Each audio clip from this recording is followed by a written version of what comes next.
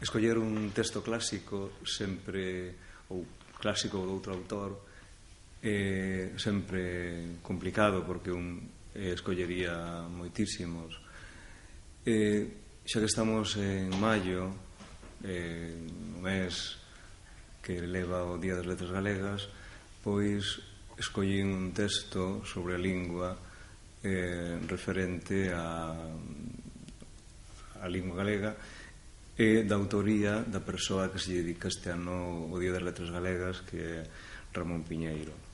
Do seu discurso de entrada na Academia o 25 de novembro do ano 67, vou ler un fragmento da linguaxe e as linguas, que é o título daquel discurso.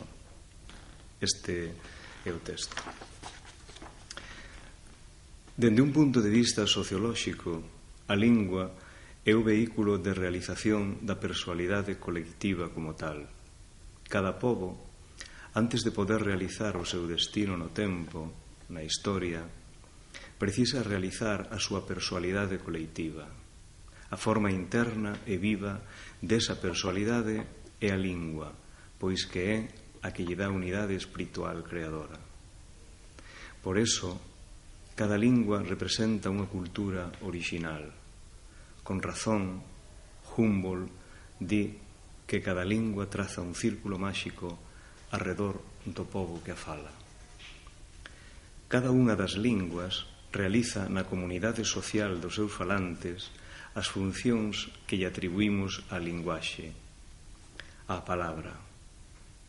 Cada lingua dalle personalidade cultural ao seu pobo e transmítella a cada un dos seus membros. A importanza antropolóxica da linguaxe, da palabra, recibe a cada un a través da súa lingua. A palabra, como temos visto, é indispensable para que o home poida realizar o seu ser.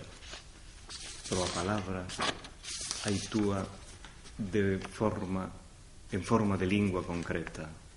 Cada pobo ten a súa, cada home ten a do seu pobo. Nós, os galegos, temos a nosa.